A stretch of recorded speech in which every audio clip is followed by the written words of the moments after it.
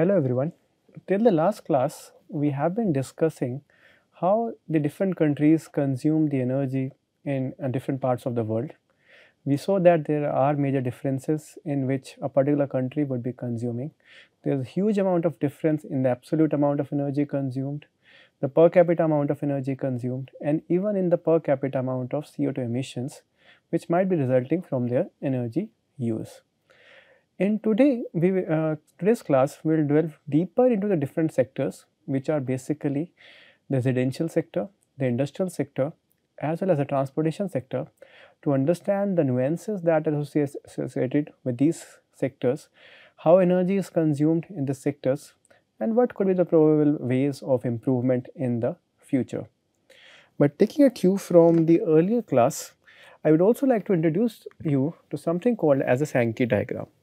Now, Sankey diagram is a sort of diagram that basically connects the production and the consumption of energy.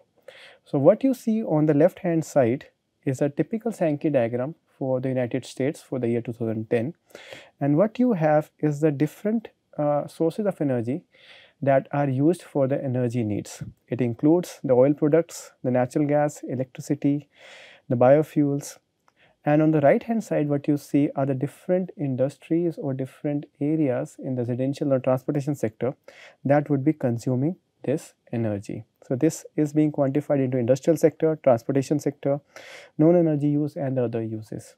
The source of this data is the Sankey diagram tool by the IEA, which I would want all of you to explore. I would be giving the link for this tool as well. And you also see the link between the different sectors and the energy providers of the sectors given by the lines, and the width of these lines basically tell you about the quantum of energy that goes from the production till the consumption. So, here you can see that oil is basically going towards the transportation sector, and it is consumed by the road sector. We have also seen in the last class that US as a country loves to ride by the road. Many people own a car there, and this is one of the largest areas where energy is consumed there. If I talk about the industrial sector, it's not as big as the transportation sector, and the major provider to that industrial sector would be natural gas. Where is this energy getting consumed? It's basically the chemical and the petrochemical sector. We can also see the electricity that is being generated from different sources ends up either in the residential sector or the commerce or the public sectors. So, this is a very nice way to analyze how energy is getting produced, getting transformed or getting used in a particular economy. And we can also see how this would change with time. So, we can see this data for the state of US for the year 2020, and we can see this has been changing since the year 2010. Specifically, if you see the amount of natural gas, that would have increased now. So, in 2020 the amount of natural gas is 356, earlier it was 322. The amount of oil would have reduced. So, the amount earlier they were using maybe 10 years back was around 758 million tons of oil equivalent, which has now reduced to 668. So, these diagrams are also helpful in understanding how the energy consumption has been changing in the different sectors, both in the terms of where the energy is coming from and where the energy is getting consumed. And we can also analyze the difference in different countries. I would just take you through a very different country in the form of Iceland. So, if I see the data for Iceland for the year 2018, we would see that a majority of their energy is coming from geothermal energy. So, almost 90% of the houses in Iceland are heated with the help of geothermal energy, and they also have a good hydropower. So, Iceland as a country has one of the greenest grid in the world. And we also see that this energy is getting converted into industrial, transportation and other sectors, and in the conversion of this geothermal energy into electricity, we also have good amount of losses which end up into the atmosphere. Comparing this to another country, which is Russia, in the Russia you see there are huge amount of gas and oil resources, and these gas resources are something that power their industry, their transportation and residential and non-energy sectors. They are using gas resources for producing good amount of their power. Compare that with India, where a majority of our power is based on coal. We also see that they have huge amount of exports coming in, where they are exporting both oil and gaseous products. I have intentionally not included a Sankey diagram for India because this is something that I want all of you to explore. I would want you to search for different tools. These Sankey diagrams are easily available on the internet. You can either visit the IEA website, which I provide a link, or you can also visit the Niti Aayog energy tool, where they also provide how the energy scenarios have been changing in the past and what are the predictions in the future. Nonetheless, this is a very important tool to understand how the energy economy for a particular country looks like. Now let us go into these sectors, which are the industrial, transportation and the residential sectors or the building sectors, and try to understand how the energy is consumed in these particular sectors. If I talk about the industrial sectors, there are three major areas where energy is consumed. It's the process heating. A majority of industrial processes takes place at elevated temperatures of the range of 800 degrees Celsius, 1000 degrees Celsius or even more. And it becomes very difficult to use electrical heating in that cases, and majority of these are powered in the form of different fuels like natural gas or coal. Then there is another sector which consumes a good amount of energy, which is the crude refining sector, which is also a sector that provides a majority of the polymers to us and many other products. If you talk about the petrochemical sector, just Google petrochemical sector and you would see that every other product that you use is basically linked to this particular refining sector. Additionally, we also have huge boilers in the industries which are producing good amount of steam, and this steam is also again doing the similar task of providing heat or production of electricity. Just to give you an idea, so this is a typical operation in the form in a iron and steel industry. You can see the hot iron being melted and putting into different bars, and for raising or working at such high temperatures you need huge amount of fuel that is combusted and raising the temperature, and so that these operations can take place. Again, this is a typical flow sheet for an iron and steel industry. I wouldn't go into the detail, but I believe many of you would have studied the typical operation that take place in your school days or in your undergraduation days. And what I would want to highlight, there are a number of operations where you would have huge amount of energy being consumed, and a majority of this energy is being produced by direct combustion of coal or natural gas. And this is one of the reasons why a lot of people are not talking about hydrogen economy. The reason is that hydrogen as a fuel could be used to fuel these industries which are otherwise very difficult to decarbonize, because such high temperatures are very difficult to be reached through electrical heating, and hydrogen as a fuel has that ability. And this is again a reason why the iron and steel industry is now going towards a process called dry reforming of iron, because the inclusion of hydrogen is quite easy in that particular industry. Also, if you remember one of the earlier classes, there was a case study that was taken for a startup that was able to produce high temperatures with the help of concentrated solar powers. And this is one of the applications of concentrated solar powers where huge or high temperatures could be reached easily. Another major sector that consumes a significant amount of energy is the petrochemical sector or the refinery sector, which basically involves cracking the crude oil that is dig out of the earth's crust into different fractions that could vary between the bitumens, which are used for your road constructions, the different kinds of waxes, the diesel range fuels, the aviation fuels, the gasoline fuels, or the gaseous fuels that you use in your kitchen as well as. So although the process in itself is producing different kinds of energy resources, but in itself it also consumes a good amount of energy. Then a significant of energy is also consumed in the industries in the form of boilers, where the different kinds of fuels in terms of natural gas or similar fuels are burnt, and they are used to raise the temperature of water and produce steam out of it, and this steam is used for different applications to cater to the needs of the industry. But in industry, if you see, the majority of application of different fuels is basically in the heating sector. Now, coming to the residential or the building sectors, there are different kinds of buildings would consume different kinds of energy. And if I go with the different sources, one particular sources is the EIA that I'm referring to, that gives us like what are the types of building that consume major amount of energy. So the major amount of energy would be consumed by the mercantile as a service types of buildings. So when I talk about mercantile, this is basically referring to different kind of shopping malls. So just try to recollect when you visited last time a shopping mall, there would be huge amount of lights glowing in, huge amount of electricity being consumed. So as such, they are one of the largest consumers of energy. So this is basically the capitalistic or the consumeristic market they are referring to, but in doing so, they're also consuming a lot amount of energy. Further, a good amount of energy is also consumed in the offices, which is basically the service sectors. The offices are normally equipped with different kinds of comfort, different kinds of lighting, different kind of cooling, heating, and as such, they consume a lot amount of energy. In the education sector also, a huge amount of energy is concerned, or if you see, many of the universities in India are now going towards having good amount of solar power in different kinds of buildings. This is the reason because education institutes as such are also a major consumer of energy. We also have big hospitals or healthcare providers consuming good amount of energy. And then we also have the simple lodging or businesses like hotels, which give you residencies, and like they also consume a good amount of energy.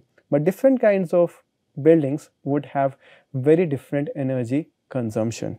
Again, we also see that even in the past, people have been cognizant of this fact and they have been designing buildings. Like the one on the right is one of the buildings in Jaipur which have been designed so as to minimize the cooling requirements, so as the air has been so directed that the places remain cool.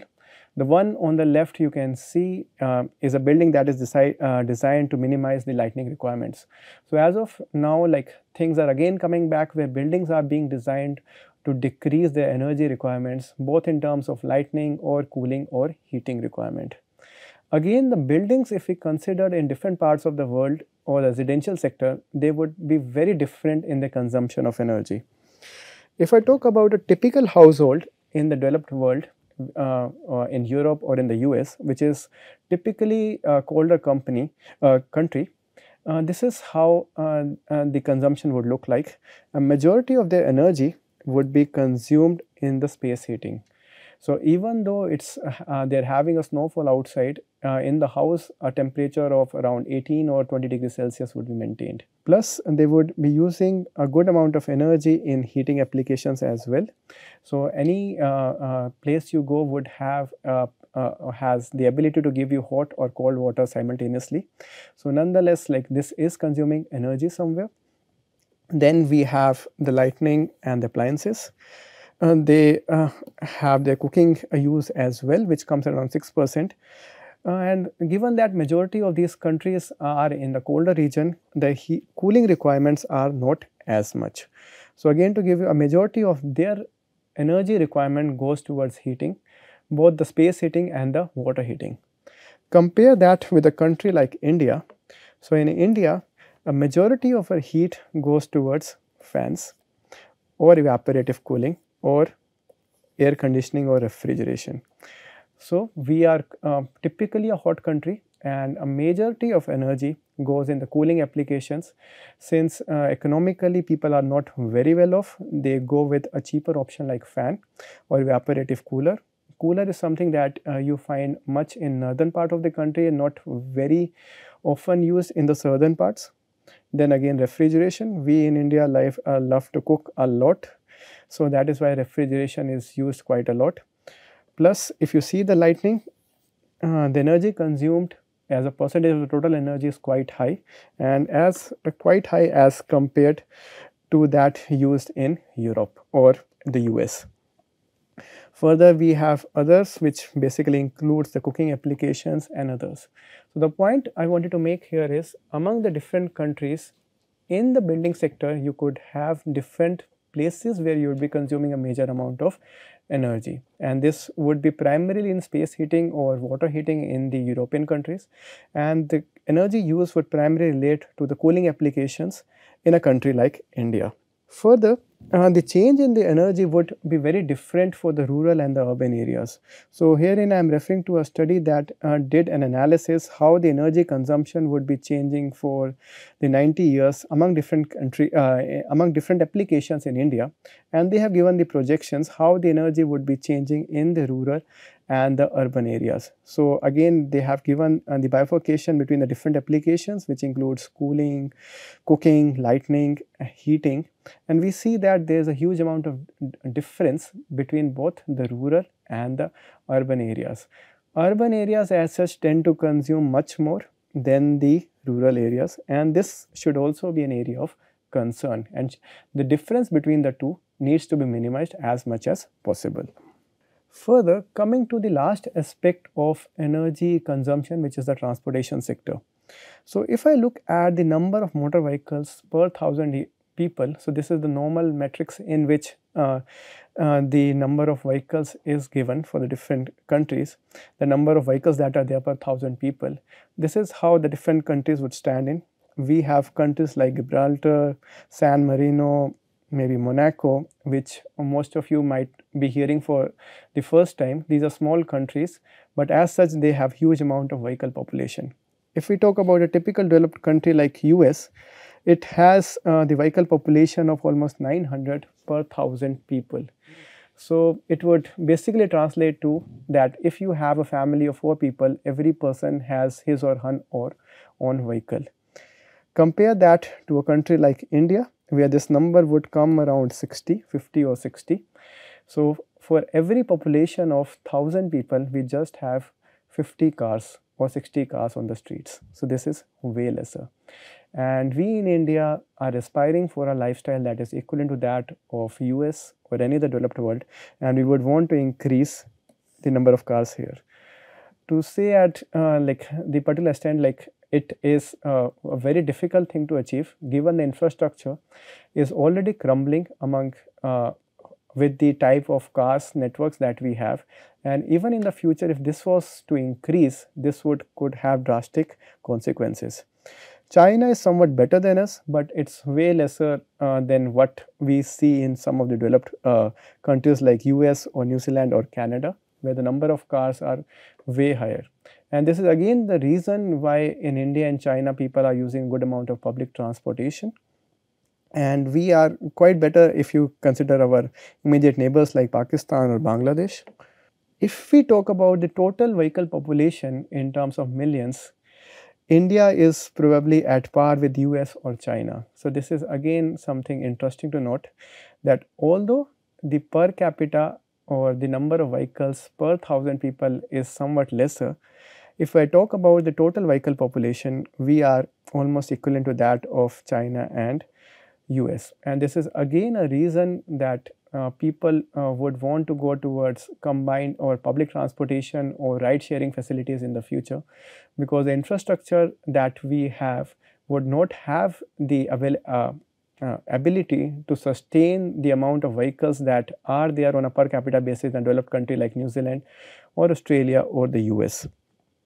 So this gives us an important perspective that although the absolute amount of vehicles could be large, the number of vehicles that are there on a per thousand capita basis or per capita basis is very less in a country like ours.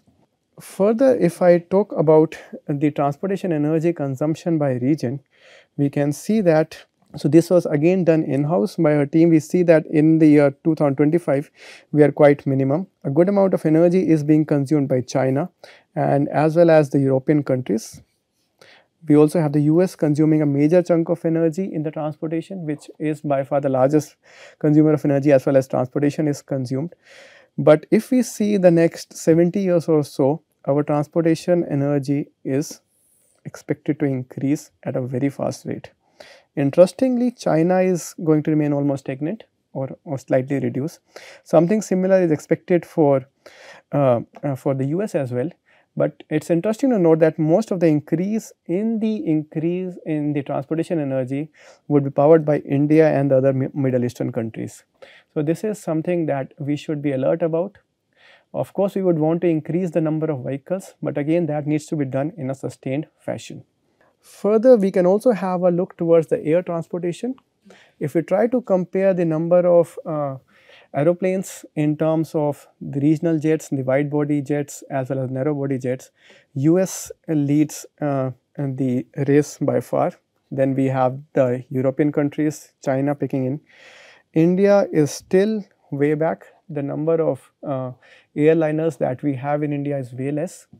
The transportation using the air pathway is quite less, and this would increase in the future as well. So, we need to be careful of the fact that we should not be in a blind race to follow the developed world to increase the air transportation, because that would have its own implications. Further, we can see that most of the growth for the transportation sector in the coming future would be propelled by the non-OECD world, which would be basically led by India and the other Asian countries. Among the transportation sector, if I go with the scenarios that does not take into account the use of alternate fuels like EVs or hydrogen at a much faster rate, we see that for the coming 80 years or so, we would be highly dependent upon refined liquids in the form of gasoline or diesel. So, this calls in for a policy shift where advantages or subsidies or incentives are given to people for adopting cleaner sources of energy in terms of EVs or hydrogen, because if that is not done, given the expected increase in the transportation sector, that can have significant impact on the environment, given that most of the energy would be coming from the crude oil. If I talk about the present use of different kinds of fuel globally, we can see that petrol is used to power around 38% of the vehicles. Almost similar amount of vehicles are powered by diesel, almost 38%. Jet fuel, which is used for the aviation industry, consumes almost 14% of the energy. Residual fuels make up 7%. Natural gas around 2%, and electricity is roughly 1%. Might have grown a bit, but no matter how much we hear about EVs, the penetration of electric vehicles and the use of electricity for running the vehicles is not very significant till date. We are expecting that to increase in the future, and this is what calls for the different policies or incentives by the government to take it. Further, we also need to understand the infrastructure is a necessity for the transportation sector. So, this is a typical site in any metro in our country. We have huge amount of traffic jams, and these traffic jams not only lead to waste of time, but a good amount of waste in energy as well. So, there was a study that was done by the Hindustan Times. So, they proposed that if considering 3 different stretches in the National Capital Region, which was the Noida Expressway to Kalindi Kunj, and another pathway through Botanical Garden to Kailash Hospital, which is a very congested pathway. Different vehicles would have different fuel economies. So, if I go with the expressway, which the vehicles have a free flow and not many jams happening, a typical vehicle would utilize only 40 ml of fuel for a kilometer. This could almost double for a congested pathway like one which is the Noida Expressway, Kalindi Kunj and Jaswala one, and this could further increase for a more congested pathway. So, we should be aware of the fact that increasing the vehicles might not increase our comfort, but might lead to a wastage of time as well as the wastage of the precious resources, and which can also end up in the harmful release of the different GHG gases, which would have a significant effect in the future. Further, there have been aspects regarding the advantages of carpooling, because if we go with carpooling, we are making an efficient use of the same resource and at the same time emitting much lesser for the same kind of resources. So, with this we would like to end this class, where we have tried to discuss the implications of different sectors in the use of energy. We have discussed the 3 major sectors, which was the industrial sector, the transportation sector and the residential sector. We have tried to understand how energy is consumed in these sectors, what are the different nuances, what could be the future pathways, And with this, we take a break. Thank you.